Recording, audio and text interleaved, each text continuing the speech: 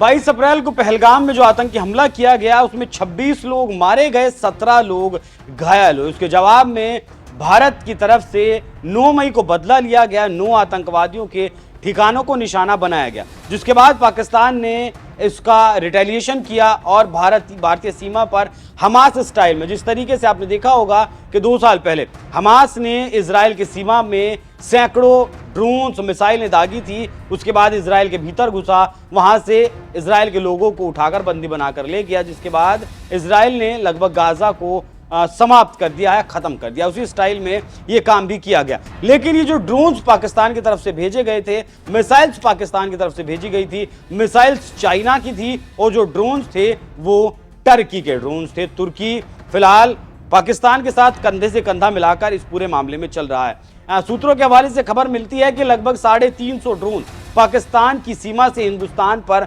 भेजे गए थे, हिंदुस्तान की तरफ दागे गए थे। हालांकि इन सबको नेस्तनाबूद कर दिया गया है। लेकिन अब एक और खबर बड़ी निकलकर यह सामने आई है कि जो इन ड्रोन्स को टर्किश ऑपरेटर ही चला रहे थे, मतलब ड्रोन जो थे वो टर्की के ही थे और उन्हें ऑपरेट जो कर रहे थे वो भी टर्की के ही थे। हालांकि खबर यह भी मिली कि वो जो ऑपरेटर थे उन्हें ढेर कर दिया गया है। हालांकि इस खबर में, ढेर करने वाली खबर में कितनी सच्चाई है कितनी नहीं है उस बात की हम पुष्टि नहीं कर सकते, लेकिन ड्रोन टर्की के थे, ऑपरेट करने वाले टर्की के थे, इस बात की पुष्टि खुद भारतीय सेना ने अपनी प्रेस कॉन्फ्रेंस में की है।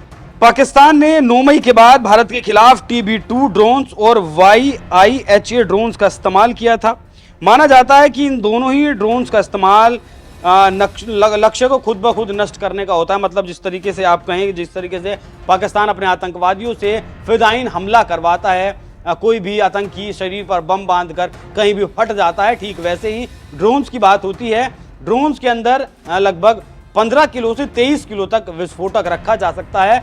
लोकेशन उसमें फीड कर दी जाती है, मौका मिलते ही ड्रोन जब भी जिस लोकेशन को उसमें सेट किया जाता है वहां जाकर वो गिरता है और फट जाता है। नुकसान मतलब तबाही आप देख ही सकते हैं किस तरीके से भारत ने भी ड्रोन्स का इस्तेमाल किया। लश्कर का ठिकाना तबाह करने की बात हो या फिर जैश के ठिकाने तबाह करने की बात हो, पूरी तरीके से नेस्तनाबूद करने में भारत ने भी ड्रोन्स और मिसाइलों का इस्तेमाल किया था। लेकिन टर्की की अगर बात करें तो टर्की ने ड्रोन्स तो दिए ही हैं। टर्की की तरफ से जब 9 मई से पहले ही एक मालवाहक विमान टर्की का पहुंचा था पाकिस्तान में, जिसमें बताया गया था कि भारी मात्रा में वो हथियार लेकर आया है। उसके बाद पाकिस्तान ने अपना युद्धपोत भेजा था, पाकिस्तान के जो पानी का बॉर्डर है वहां पर भेजा था। टर्की ने अपने तीनों सेना प्रमुखों को पाकिस्तान में भेजा था। इन लोगों से बातचीत हुई, लंबी चर्चा हुई किस तरीके से भारत अगर बदला लेने के लिए हमला करता है तब उससे कैसे फिर बचा जाएगा और उसका जवाब कैसे दिया जाएगा। तो पैसा हो, हथियार हो या फिर सेना हो, पूरी तरीके से टर्की इस वक्त पाकिस्तान के साथ है।